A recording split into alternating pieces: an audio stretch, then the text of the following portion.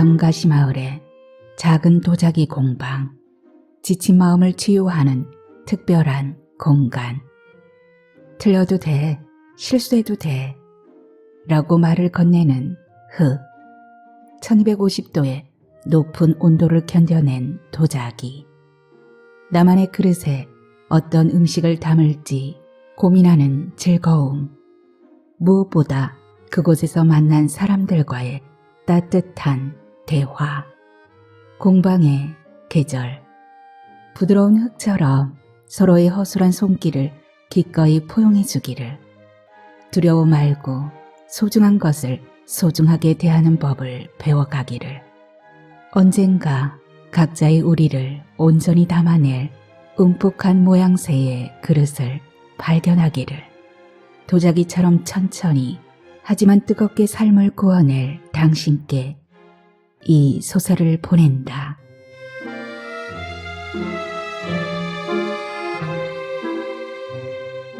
안녕하세요.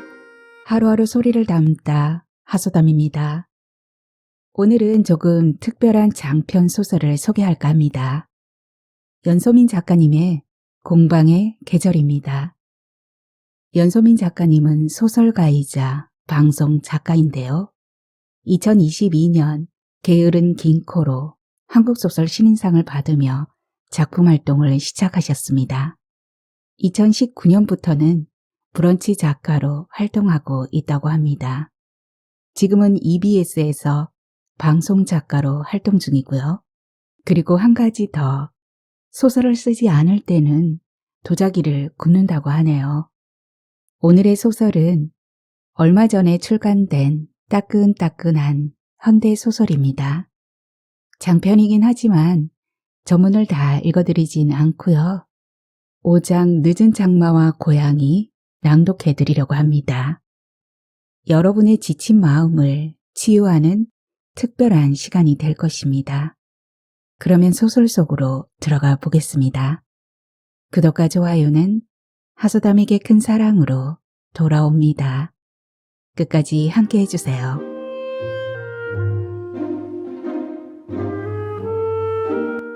공방의 계절. 연소민. 늦은 장마와 고양이.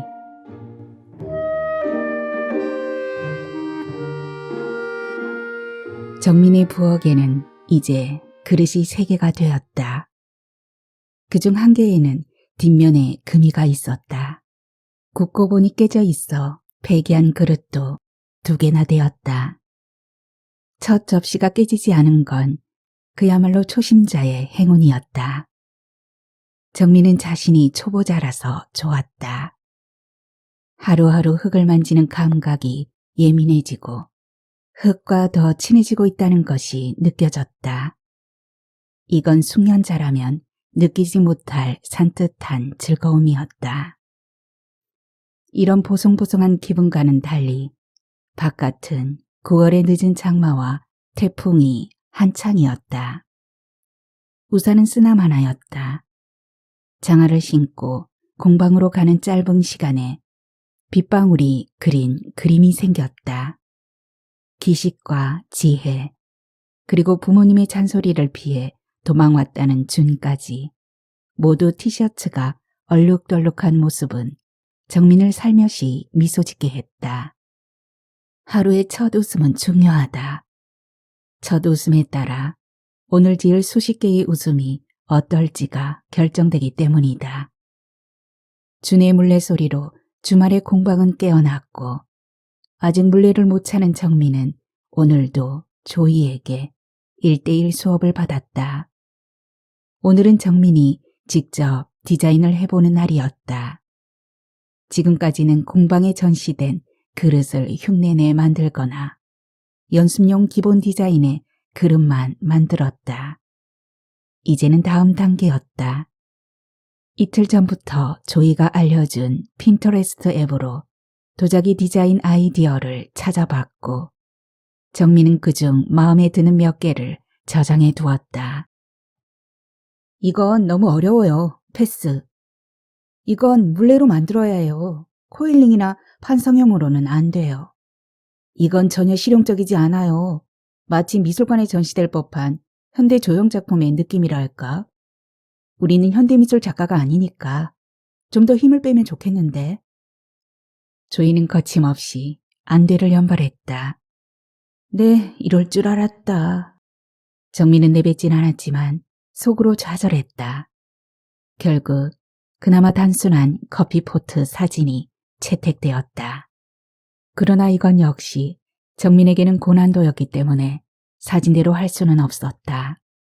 조이는 디자인을 덜어내라고 했다. 정민은 그 말 뜻이 전혀 이해되지 않았다. 디자인을 덜어낸다고요? 해보면 알 거예요. 어서 흙을 만지고 싶었지만 정민에게 주어진 건 연필과 종이였다.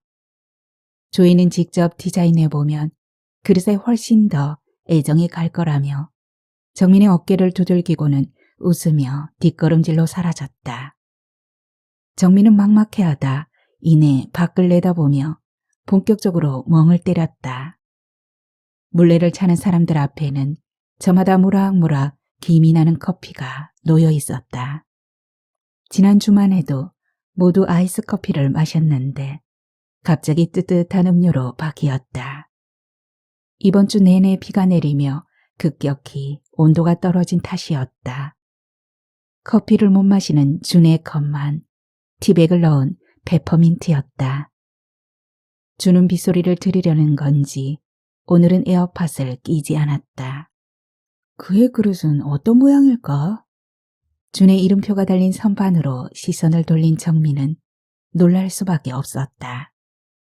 당장 팔아도 될 것 같은 고급스러운 티팟에다 다른 회원들의 기물과 달리 사이즈가 큰 것이 많았다. 항아리는 무릎 높이만 하고 폭도 넓었다. 이 아이는 천재가 아닐까?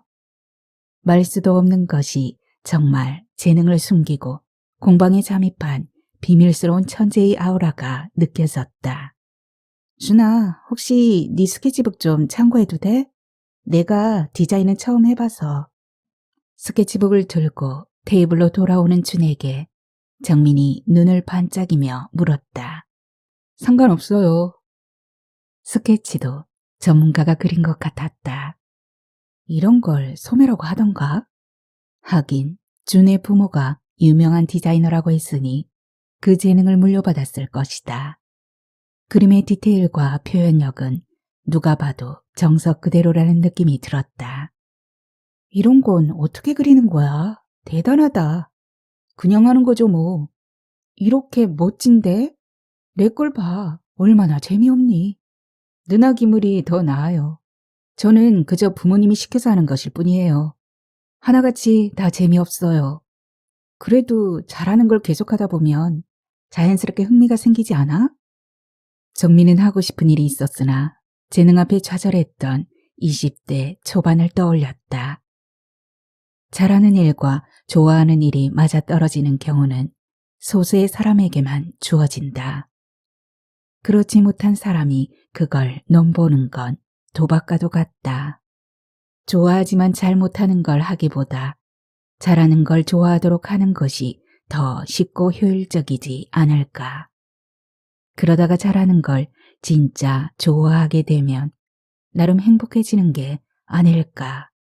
잘한다고 해서 다 좋아하게 되진 않죠. 주는 냉소적으로 말하면서도 정민의 스케치를 들여다봤다. 사진의 주전자를 그대로 따라 그리긴 했지만 아직 미흡했다. 도예를 할 때는 기물이 건조 과정에서나 가마 안에서 깨질 것을 고려해 모양이 쌍둥이가 되게끔 2개를 만들어야 하는데 정민은 각각 20cm와 18cm로 높이만 대충 잡아놓았을 뿐이었다. 높이를 조금 낮게 해보세요. 17cm랑 15cm 정도로요. 지금은 전체 조형의 비율이 안 맞아요. 그리고 이건 입구가 너무 좁지 않아요? 1cm는 더 넓혀야 해요. 이렇게 아무 생각 없이 손잡이에 기교만 부리면 2손가락도 안 들어갈걸요? 예쁜 건 둘째치고 그립감을 우선으로 생각해야죠. 또 주전자는 뚱뚱한데 손잡이가 얇아서 불안해 보이고 실제로 쉽게 깨질 수 있어요. 주는 연필로 이것저것 센티미터까지 표시해가며 수정해 주었다. 전면적으로 다 고치라는 말이었다. 디자인을 덜어낸다는 건 이런 거구나. 욕심을 덜고 실용성에 맞추는 것. 그러면서도 조형적 안정감과 아름다움을 포기하지 않는 것. 타고난 예술적 감각이란 이런 걸까? 정민은 속으로 감탄했다. 그때 기식의 디자인을 봐주다가 정민과 준의 테이블로 넘어온 조이가 말했다. 직접 디자인하라고 했더니만 준이 찬스 쓰는 건 반칙인데요, 정민 씨. 정민이 살살 눈웃음을 쳤다. 선생님, 이번만 넘어가 주시면 안 될까요? 저는 진짜로 준이 스케치북에서 아이디어만 얻으려고 했는걸요. 준은 어깨를 으스게 보이곤 다시 물레자리로 돌아갔다. 조이는 이번만 봐주는 거라며 정민의 커피 주전자를 보고 훌륭하네 라고 칭찬했다. 이제 대야와 물, 스펀지, 그리고 흙덩이를 준비해야 했다. 기식의 물레 위에 있는 흙이 마지막 흙이었기에 정민은 어제 저녁 새로 배달 온 흙을 가지러 뒷문으로 갔다. 애옹애옹 고양이 울음소리가 났다. 검정 얼룩무늬에 초록색 눈동자를 가진 고양이와 정민의 눈이 딱 마주쳤다. 앞발은 검정 양말을, 뒷발은 하얀 양말을 신고 있었다. 털이 깔끔하고 윤기가 나는 걸 보니 이 주변에서 밥을 잘 얻어먹는 것 같았다.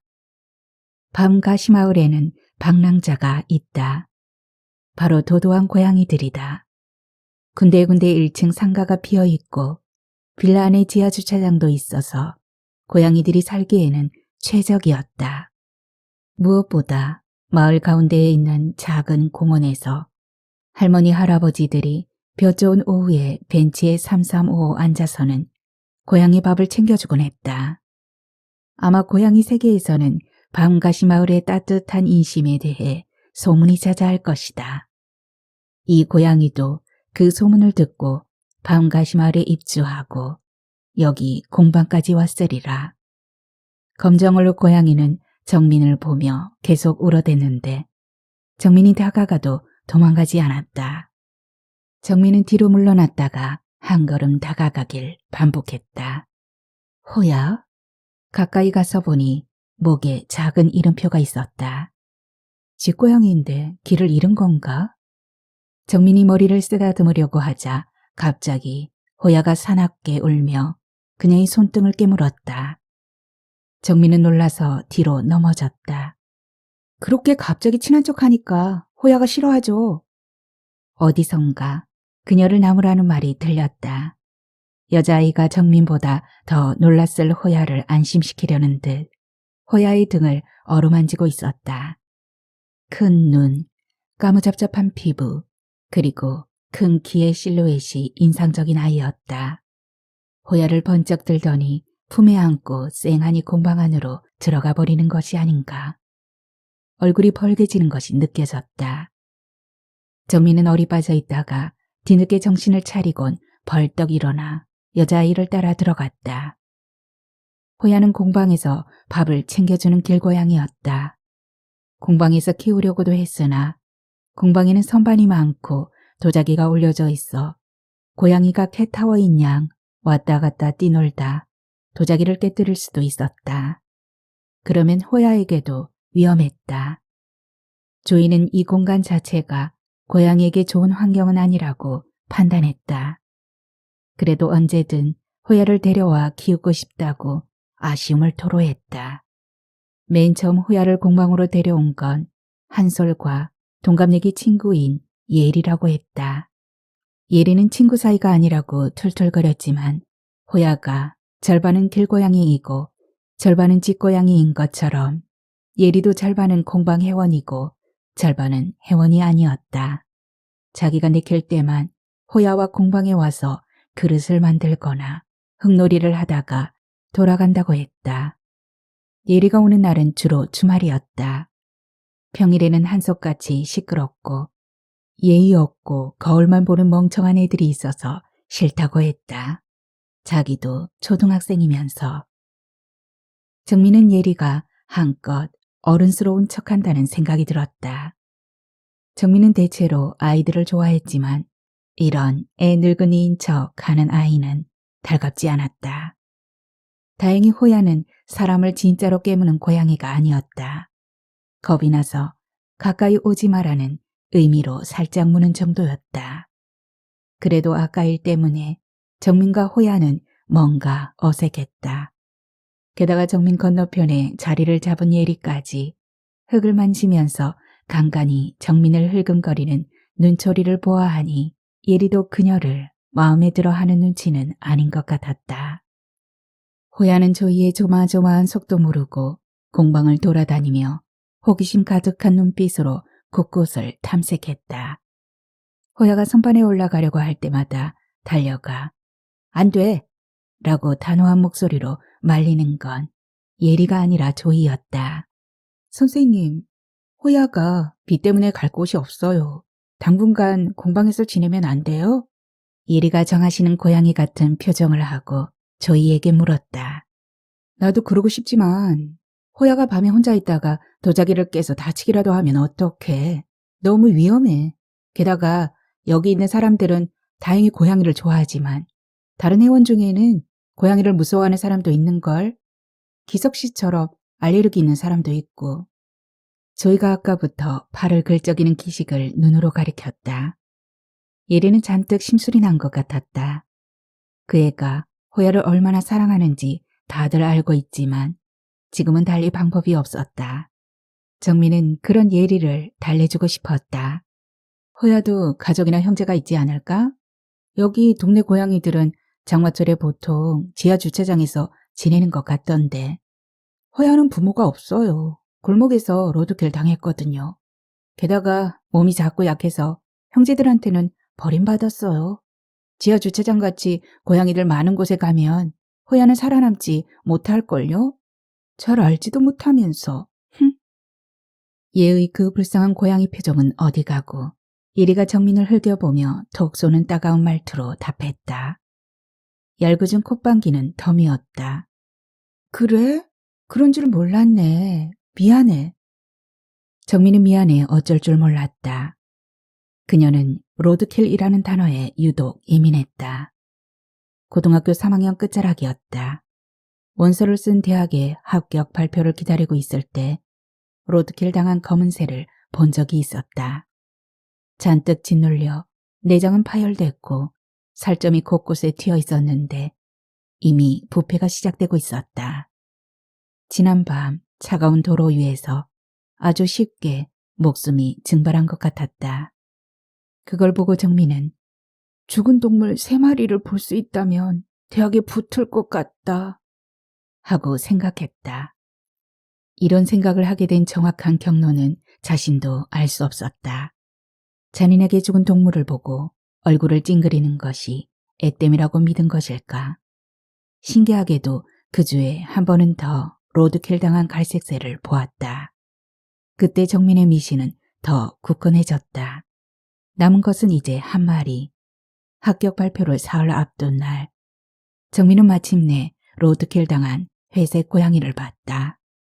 사람을 잘 따르던 동네 길고양이여서 정민도 아는 고양이였다. 로드킬을 당해 죽은 다른 동물들보다 형체가 온전했다. 어쩐지 파열된 내장과 뭉그러진 뼈보다 곧 살아서 움직일 것처럼 누워있는 고양이의 모습이 훨씬 더 서늘했다. 신기하게도 정민은 대학교에 최초 합격으로 붙었다.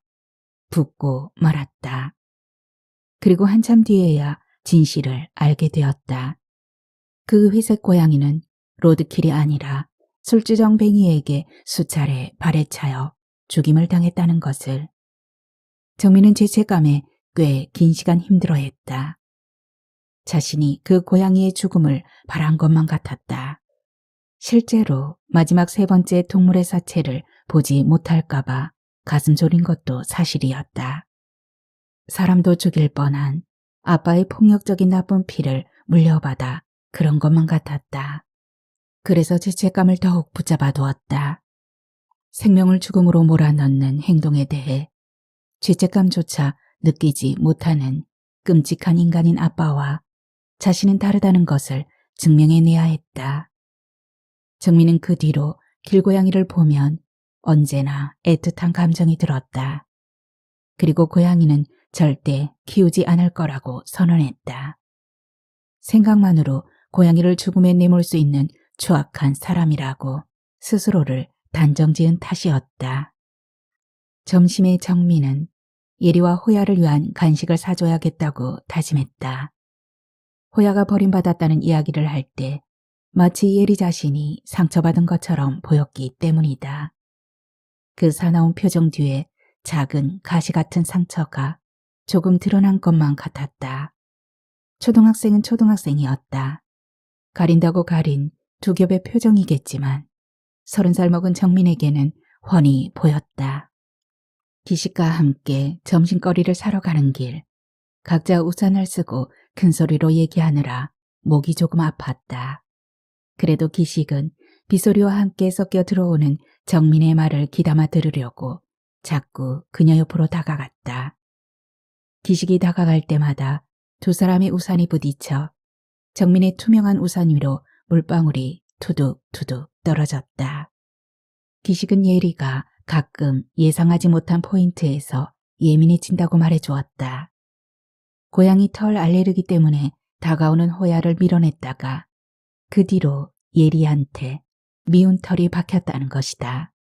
하지만 아까보다 더 심하게 팔을 벅벅 긁는 것으로 보아 기식의 알레르기는 심각해 보였다. 어쨌든 예리의 눈밖에 나지 않으려면 예리한테 잘해주는 것보다 호야한테 더 잘해주면 된다는 것이 팁이라면 팁이었다. 정민은 가장 비싼 사료캔과 연어맛 간식, 그리고 가장 큰 사이즈로 딸기 스무디를 샀다.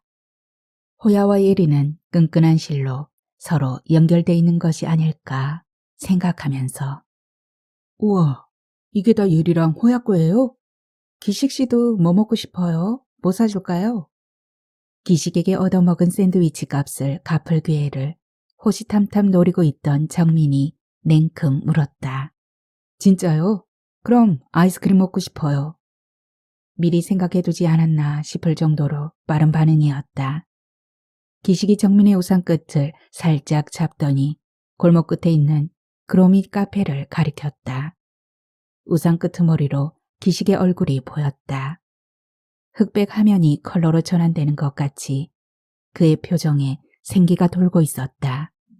맞다. 이 사람은 언제나 음식에 진심이었지. 저 카페에서 파는 아이스크림이 진짜 일품이에요. 아직 회원들은 모르는 건데 특별히 정민 씨에게만 알려줄게요. 우리 몰래 먹고 들어가요. 지금요? 얼른요, 정민 씨. 이쪽이에요. 어안이 벙벙한 정민에게 기식이 따라오라며 재촉하는 손짓을 했다. 그는 이미 카페 문을 열고 있었다. 사장님, 저는 초콜릿 쿠키 도 프로즌 요거트 맛이요. 기식이 숨도 쉬지 않고 단번에 메뉴를 읊었다. 카페 사장은 말하지 않아도 알고 있다며 너저레를 떨었다. 대화하는 폼을 보아하니 기식은 오랜 단골인 듯 했다. 뭔 맛이름이 그렇게 길어요. 아직 메뉴 이름도 다 이해하지 못한 정민이 미간을 찌푸렸다. 이 가게에 숨겨진 최고의 맛, 저 믿고 한번 먹어볼래요? 곧 단종돼서 많이 먹어둬야 해요. 그의 추천에도 정민은 가장 기본인 바닐라 맛을 선택했다.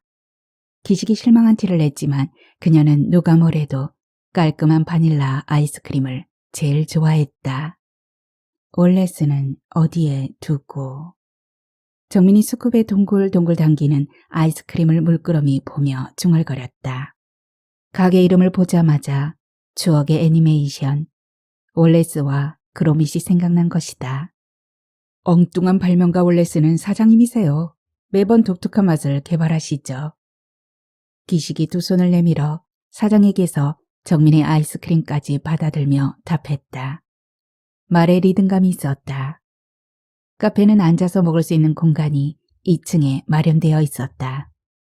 두 사람은 나란히 앉아 스푼을 들었다. 그런데 예상과 달리 바닐라 맛이 지나치게 달았다. 이것도 이렇게 단데 초콜릿 집 머시기는 얼마나 달지 상상도 안 되었다. 요거트는 예의상 들어있고 초콜릿과 쿠키 도우가 빈틈없이 박혀있는 아이스크림을 정신없이 먹는 기식. 저 단 걸 어떻게 저렇게 잘 먹을까? 그냥 마냥 행복해 보여 정민도 한층 기분이 나아졌다. 그 아이스크림은 왜 단종되는 거예요? 기식 씨 같은 어린이 입맛한테 인기 많을 것 같은데. 요거트랑 초콜릿 쿠키가 어울리지 않는다고 둘의 만남을 반대하는 사람들이 많대요. 정민은 자기도 모르게 푹 웃어버렸다. 쓸데없이 진지하긴. 맛도 맛이지만 이 카페를 좋아하는 이유는 바로 이거. 기식이 가리킨 벽면에는 묘비가 열에 맞춰 그려진 포스터가 붙어 있었다. 묘비에는 저마다 맛이 다른 아이스크림이 그려져 있었다. 그 아래에는 각각의 맛들이 왜 이 세상에서 사라졌는지 설명하며 명복을 기리는 짧은 글귀가 적혀 있었다. 그 맛이 탄생한 날짜와 단종된 날짜도 상세히 기재되어 있었다. 자기 역할을 다하고 세상을 떠난 맛들이 사람들에게 잊히지 않도록 이렇게 무덤에 묻어져요. 독특하네요. 정민 씨는 세상에서 절대 사라질 리 없는 바닐라 맛을 좋아하니 다행이네요. 마음 졸일 필요도 없고 저는 요거트 씨랑 쿠키 씨가 꼭 사랑을 이루길 바란답니다. 가슴을 부여잡고 구연동화처럼 연기톤으로 말하는 기식에게 정민이 맞받아쳤다. 그렇지만 쿠키 씨의 사형 선고날이 다가오고 있어요. 아, 정민 씨 너무해. 피도 눈물도 없군요.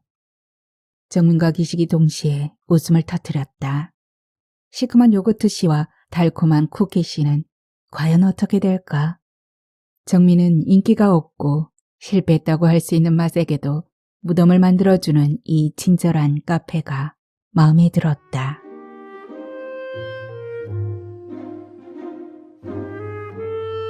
점심의 이야기 주제는 당연히 늦은 장마와 호야였다.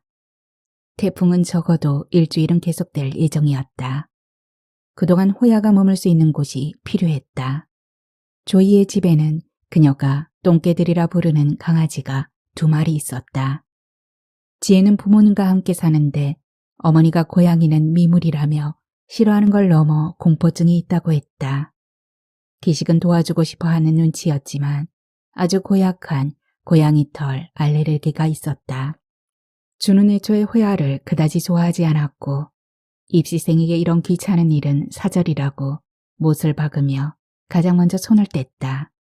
남은 건 정민이었다. 집이 가까워서 장마만 끝나면 언제든 호야를 밤 가시마을로 돌려보낼 수 있으며 혼자 산다.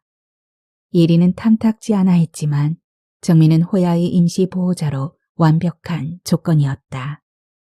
정민은 30년 평생 동물을 키워본 적이 없었다. 동물과 교감한다는 감각 자체를 모르는 사람이었다. 게다가 고양이만큼은 절대 키우지 않기로 다짐까지 했었다. 호야가 자신을 별로 좋아하지 않을 거라는 이상한 확신이 자꾸 들었다. 정민은 절대 안 된다고 손사래를 쳤지만 호야의 맑은 초록색 눈동자는 이미 그녀를 쳐다보고 있었다. 아, 딱 일주일 만이에요. 장마 정선이 다음 주에는 아예 한반도에서 물러난다는 기상청의 보도를 믿으며 더도 말고 덜도 말고 일주일 동안만 정민은 호야와 함께하기로 했다.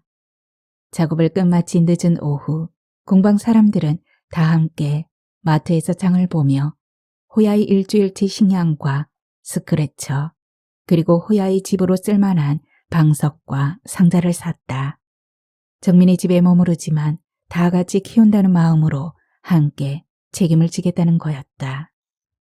편안한 자세로 예리의 품에 안겨있는 호야. 정민은 이 둘과 함께 집으로 가고 있었다.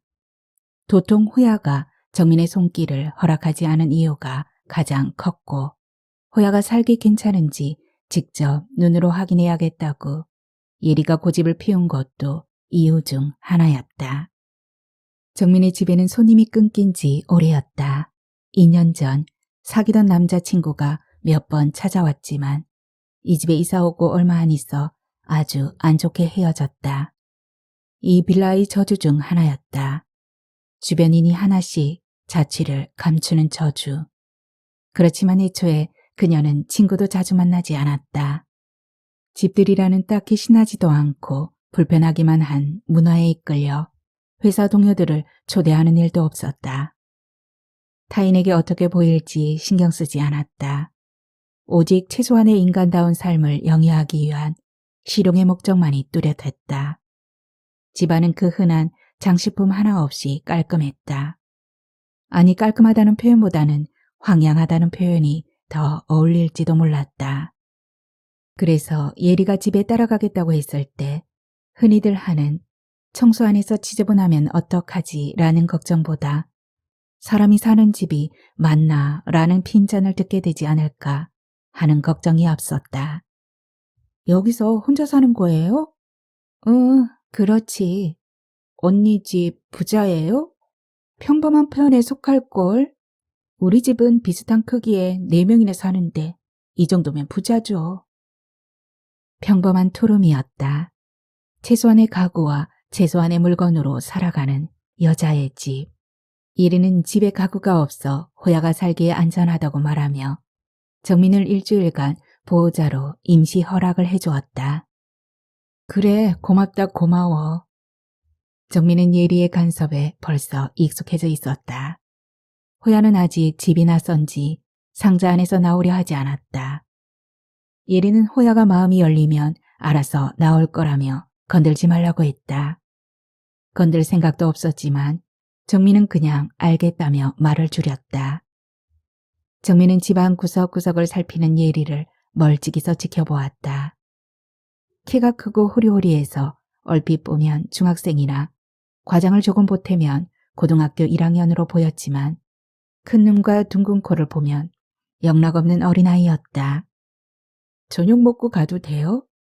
먹을 게 없을 텐데 시켜 먹을까? 예리는 이 사람 못 쓰겠다는 듯 정민을 한심하게 쳐다보더니 거침없이 냉장고를 열었다. 냉장고에는 시금치와 두부, 유통기한이 간당간당한 어묵뿐이었다. 예리는 부엌을 써도 되냐고 물었지만 이미 냄비에 물을 받고 있었다. 초등학생이 무슨 요리를 하겠다고. 정민은 티를 내지 않았지만 걱정되는 마음에 식탁에 앉아 예리의 손길을 유심히 눈으로 쫓았다. 예리는 척척 쌀을 씻고 밥솥에 쾌속치사를 눌렀다. 두부를 썰고 채소를 다듬는 칼질도 익숙해 보였다. 정민은 외동딸이고 친척과도 거의 교류하지 않았다.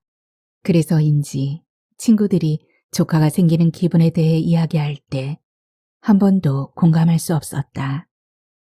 친구들이 말했던 막무가내 말갈량이 조카란 이런 느낌일까. 하지만 예리는 막무가내는 맞았지만 상큼한 이미지의 말갈량이는 아니었다. 밥솥에서 수증기 소리가 나는 건 오랜만이었다. 언제나 가득 쌓여있는 햇반이 오늘은 예외적으로 식탁에 오르지 못했다. 초등학생이 해준 시금치 된장국과 흰 쌀밥, 어묵볶음이라. 다행히 그릇이 3개였기에 2사람 밥과 어묵볶음까지 담을 수 있었다. 김이 모락모락 나는 흰 쌀밥을 보는데 벌써 침이 고였다. 정민은 아무것도 올리지 않은 흰 쌀밥을 크게 떠먹었다. 진짜 맛있네. 이렇게 갓 지은 쌀밥 먹는 거 오랜만이야. 흥분해서 자신도 모르게 호들갑을 떠는 정민. 언니, 야무지지 못하게 혼자서 밥도 못 해먹어요. 그런 정민을 예리가 타박했다. 그야 전에는 일 때문에 바쁘기도 했고 뭐 여러 가지로 귀찮아서. 예리, 넌 요리가 취미야? 취미 아니고 생존. 아무도 밥을 안 해줘서 제가 해야 해요. 부모님이 바쁘시구나. 그렇다고 할 수 있죠. 아빠는 백수면서도 뭐가 그리 바쁜지 거의 집에 없으니까. 정민은 잠시 숟가락을 내려놓고 예리를 뚫어지게 바라보았다. 이럴 땐 어떤 말을 해줘야 하는 걸까? 위로가 될 만한 말을 고르다가 결국 아무 말도 해주지 못했다. 내가 몸으로 누군가를 위로하는 건 상대의 참음에 한기를 더하는 것일 뿐이라고 생각했다. 어설픈 위로는 아무 도움도 주지 못한다고 생각했다. 하지만 지금만큼은 제대로 위로하는 법을 배우지 못한 것이 후회스러웠다.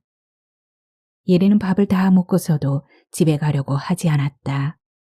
막대기 끝에 물고기가 달린 장난감으로 호야와 놀며 온 집안을 휘젓고 다녔다. 이미 해가 졌는데도 예리의 휴대폰은 울리지 않았다. 정민은 가만히 마지막 복숭아를 깎았다. 물은 부분을 도려내자 몇 조각 나오지 않았다. 바닐라 아이스크림에 초코 코팅이 된 아이스크림 몇 개를 접시에 같이 담고는 예리 옆에 앉았다. 호야는 오랜만에 따뜻한 바닥에 녹아냈는지 그새 잠이 들었다. 달이 유독 밝아 하늘은 검은색이 아니라 짙은 보라색이었다. 저런 밝은 하늘에서 줄기차게 비가 내리다니 아무래도 어울리지 않았다. 우리 아빠는 가끔은 나쁜 사람이었고 가끔은 무서운 사람이었어. 정민은 예리의 반응은 신경 쓰지도 않고 할 말을 했다. 나쁜 사람인 이유는 능력이 없어서.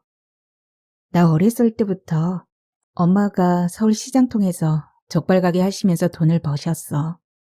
아빠는 흥청망청 자신만의 낭만을 즐기셨지. 그렇지만 무서운 사람은 아니었어.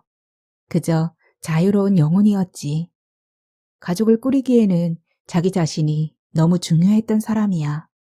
그런데 나쁜 사람에서 무서운 사람으로 변할 때가 있었는데 술 마셨을 때 술만 마시면 갑자기 다른 사람이 됐거든. 순식간에 눈빛이 변했지. 전조 증상도 없이 말이야. 아빠들은 다 왜 그런 걸까요? 예리가 아이스크림 하나를 까먹으며 진저리 쳤다. 초등학생한테 이런 얘기를 하고 있자니 가슴이 무지근했다. 예리의 속 이야기를 듣자고 말을 꺼낸 건 아니었다. 그냥 예리한테 이런 가족도 있다고 말해주고 싶었다. 저는요, 아빠들은 다 그런 줄 알았어요.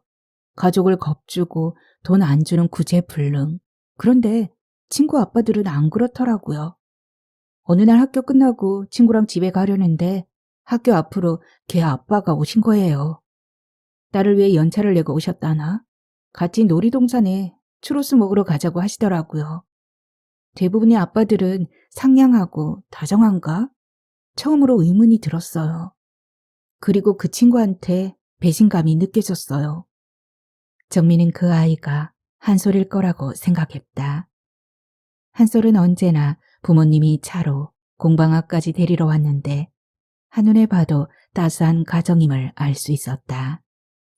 집에 가는 게 너무너무 싫어지고, 아니, 집이라는 단어 자체가 싫어요. 이상하지 않아요? 집이라니 한 글자에다가 성의가 없어요. 언니 작가라면서요. 다른 단어 개발해줘 봐요. 그건 고민해 봐야겠는데.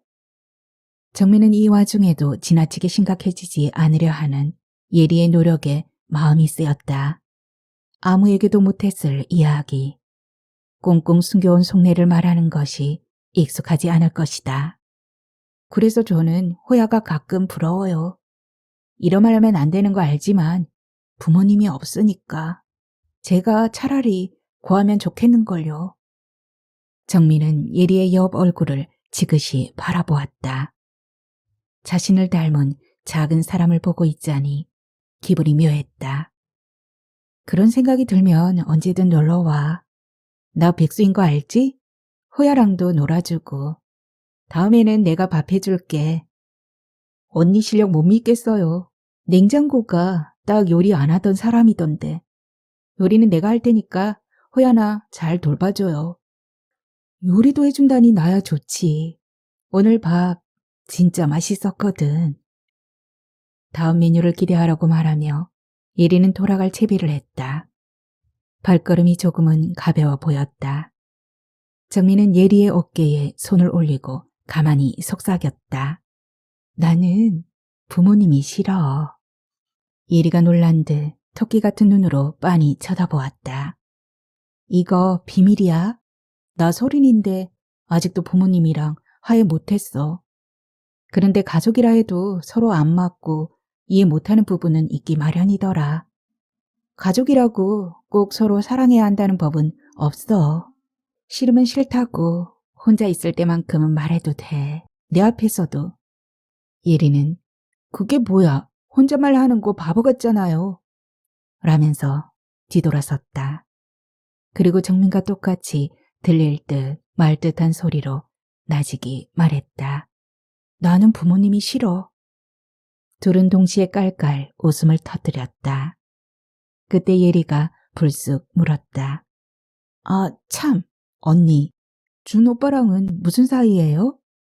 퉁 튀어버린 주제에 정민이 되물었다. 응? 아까 낮에 둘이 대화 나눴잖아요. 준 오빠가 여자랑 그렇게 말을 오래 하는 사람이 아닌데. 너? 준이 좋아하는구나? 예리의 얼굴이 옅은 분홍색으로 물들었다. 눈동자는 갈피를 못 잡고 큰 눈 속에서 이리저리 방황했다.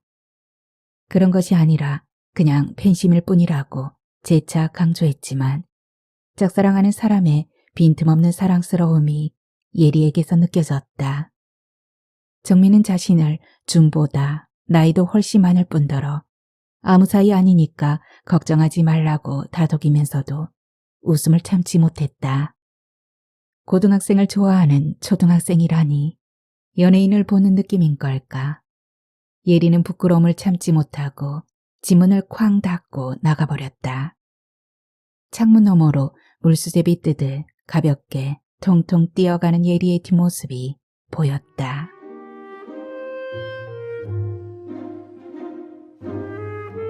정민은 호야와 단둘이 있는 것이 어색했다.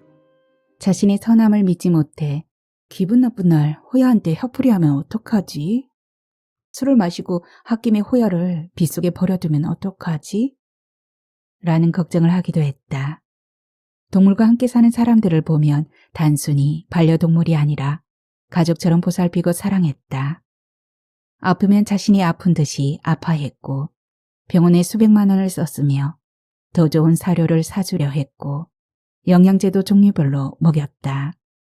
내가 저 고양이를 사람을 대하듯이 소중히 할 수 있을까? 연인과 진지한 사랑조차 나눠본 적이 없는데 끊임없이 의구심이 들었지만 일주일이라는 시간이 정민을 안심시켰다. 그 한정된 시간 동안만 호야의 보호자 노릇을 하면 됐다. 보살핌이 사랑이 있든 없든 그게 중요하지 않다고 생각했다. 그것보다 정민을 더 안심시킨 것은 아침에 눈을 떴을 때 느껴지는 호야의 묵직한 무게였다. 정민은 잘 때 온몸을 쉴 새 없이 움직였다. 평소 운동을 잘하지 않아 찌부듯한 몸을 잠자면서 푸는 것 같았다. 처음에 호야는 정민 옆에서 자다가도 새벽에 자신의 상자로 대피하곤 했다. 하지만 차츰 역동적으로 움직이는 정민의 곁을 묵묵히 지키기 시작했다. 하루는 정민의 엉덩이가 호야의 앞발을 덮쳤다. 호야는 놀라지도 않고 앞발을 조용히 빼 옆으로 옮겼다. 그리고 턱을 괴고 눈을 감았다. 다음에는 정민의 팔이 호야의 머리를 덮쳤다. 호야는 무거운 팔에 깔린 고개를 쏙 빼고 각도만 살짝 틀어 정민의 팔에 기댔다. 이미 잠이 다 달아난 듯 눈을 감지 못하고 그저 초록색 눈동자만 느리게 깜빡였다. 그래도 정민의 곁을 떠나지 않았다. 정민이 아침에 눈을 떴을 때도 호야가 옆에서 웅크리고 있었던 것은 사흘째 되는 날이었다. 이런 방식으로, 그러니까 어떤 예고나 경고도 없이 호야는 훅 정민의 일상에 들어왔다. 함께 침대에 누워 작고 따뜻한 숨을 내쉬는 호야의 머리를 가만히 쓰다듬고 있으면 형용할 수 없는 위로를 받았다. 정민은 언제나 온도를 가진 것들을 오래도록 만지곤 했다. 도자기 잔을 쥐었을 때처럼 마치 온도가 혈관을 타고 전달된다는 듯이 아주 오래도록. 따뜻한 것들의 마음까지 줘버리면 정민은 그걸 절대로 버리지 못했다. 별다른 감정 없이 일주일 동안만 호야의 보호자 노릇을 하면 될 거라는 생각과 달리 정민은 사흘 만에 호야를 한가득 사랑하는 완벽한 보호자가 되었다. 그건 호야도 마찬가지였다. 호야도 정민을 보살피는 보호자가 되었다. 호야의 밥을 챙겨주며 정민은 전보다 밥을 더 잘 챙겨 먹기 시작했다. 날리는 털을 치우며 정민은 집안을 꼼꼼히 청소했다. 식물조차 없던 이 집에 생명이 들어오면서 작은 변화들이 집 곳곳에 피어났다. 정민은 길고양이의 죽음이 잊히는 것 같았다. 고양이의 죽음을 행운의 상징으로 취한해버린 잘못된 간절함을 호야를 통해서 용서받는 기분이 들었다. 자주 올 것 같던 예리는 일주일 동안 2번밖에 오지 않았다.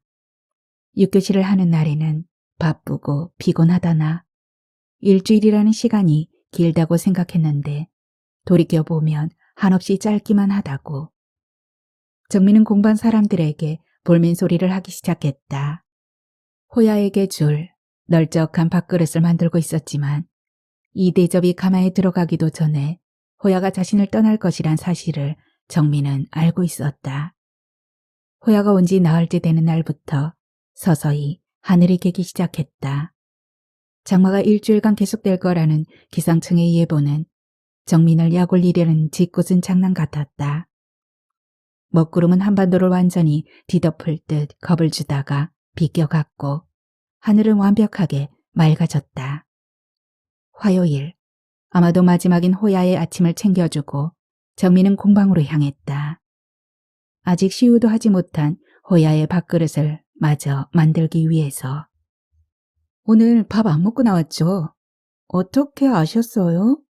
흙을 치는데 힘이 하나도 없잖아요. 판 두께가 7mm인데 흙을 그렇게 쳐서 어느 세월에 얇게 만들려고 그래요. 조이는 어쩔 수 없다는 듯 잠이 안 오는 새벽에 구웠다는 시나몬 롤 하나를 바구니에서 꺼내왔다. 사실 조이는 그날따라 풍신하게 부푼 밀가루에 새벽부터 기분이 좋았고 공방 회원들에게 꼭 맛보여야겠다는 따끈한 마음을 품은 채 출근했었다. 그녀는 집중하지 못하는 것 같으니 시나몬 롤 하나 먹고 계속하자며 커피물을 올렸다. 피어오르는 수증기. 정민은 자신이 심란하다는 사실을 그제야 알아챘다. 사실 호야가 떠날 걸 생각하니까 우울한 거 있죠? 하긴 날씨가 이렇게 좋으니까요. 나도 호야를 다시 보낼 날이 이렇게 빨리 올 줄 몰랐어요. 사실 정민 씨가 호야를 맡아줘서 얼마나 마음이 편했는지 몰라요. 공방에서 키울 수 없는 게 항상 미안했거든요. 여긴 골목이 좁고 차도 많이 다니잖아요. 오랜만에 공방의 앞문과 뒷문을 모두 열어두어서 꿉꿉함 하나 없는 맑은 공기가 안으로 흘러들어왔다. 여기에 시나몬 롤이 데워지며 진한 향을 내뿜었다. 계피가루든 아몬드 슬라이스든 아낌없이 재료를 넣었으리라. 제 욕심으로 호야를 붙잡아두는 걸까봐 무서워요. 호야는 옛날 생활이 더 좋은데 괜히 집고양이로 만드는 건 아닐까. 안전한 삶이라는 명목 아래 자유를 속박하는 건 아닐까. 그만큼 호야한테 더 잘해주면 되죠. 문제는 예리. 조이가 핵심을 바로 꼬집었다. 정민이 예리의 눈치를 보는 건 사실이었다. 호야가 길고양이여도 실질적인 주인은 예리이기 때문이었다. 제가 키우면 아무래도 예리가 불편해하겠죠? 그 문제는 정민 씨가 예리한테 직접 물어봐야겠네요. 그 전에 저는 좋은 주인이 맞을까요? 그건 내가 장담할 수 있을 것 같은데요. 호야를 만나고 나서 정민 씨가 엄청 밝아졌거든요. 호야도 정민 씨만큼 밝아진 것 같던데 카톡 프로필 사진 보니까 매일매일 털이 보송해지고 있는 것 같았어요. 어서 먹으라면서 조이가 그릇에 데워진 시나몬 롤을 담아주었다. 정민의 입안이 기분 좋은 달콤함으로 칠해졌다. 달콤한 걸 먹으니 왠지 기운이 나네요. 기분 탓이 아니에요. 배가 텅 비어 있으면 긍정적인 생각이 들 수가 없다니까. 예리가 한솔과 함께 공방에 왔다. 한솔을 싫어한다고 하면서도 예리는 한솔과 노는 걸 좋아하는 눈치였다. 예리는 표현은 똑바로 하지 않지만 행동에서만큼은 투명하게 마음이 보이는 아이였다. 조이는 둘에게도 시나몬 롤을 내어주었다. 오후 4시, 학교에서 점심을 먹고 힘차게 뛰어놀았을 아이들이라면 간식이 먹고 싶어지는 시간이었다. 조이는 예리가 어느 정도 배를 채우고 달콤함에 기분이 좋아졌을 때 말을 꺼내보라고 조언했었다. 저기 예리야. 힘들게 입을 떼는데 예리가 불쑥 정민의 말을 가로챘다. 언니, 혹시 호야를 계속 키워줄 수 있어요? 응? 고민했던 시간이 무색하게 순간 정민의 긴장이 탁 풀어졌다. 호야가 언니 집에서 더 행복한 것 같아서요. 그리고 밤부터 새벽까지 호야가 다른 고양이들한테 괴롭힘 당하고 있을까봐 제가 걱정 안 해도 되니까요. 그래도 되는 거야? 우리 집이 상황만 되면 제가 키우는 건데 그렇지 못하잖아요. 제가 독립해서 혼자 살 때까지만 맡겨두는 거예요. 나중에 언니 집보다 더 좋은 집에 살 거거든요. 그때 멋지게 호야를 데리러 갈게요. 고마워. 호야가 보고 싶으면 언제든 놀러와. 당연하죠. 호야의 첫 번째 주인이 저라는 사실은 유효해요. 명심해야 해요. 그럼 호야에게는 예리가 필요해. 모두가 모두에게 작지만 필요한 존재가 되어가고 있었다. 그게 아무리 사소한 것일지라도. 호야도 없고 해서 이제 예리가 공방에 나오지 않을까봐 정민은 걱정됐지만 곧 사그라들었다. 예리가 준을 힐끔힐끔 훔쳐보는 눈빛에서 느낄 수 있었다. 준이 공방에서 입시 준비를 하는 동안 예리는 불쑥불쑥 공방을 찾아올 것이다. 가늘고 굵은 마음이 얼기설기 얽혀서 소요 공방을 이루고 있었다. 굵기가 어떻든 한 번에 끊어질 수 없는 마음의 실은 계속해서 다른 실들과 매듭을 맺으며 이어져 갔다.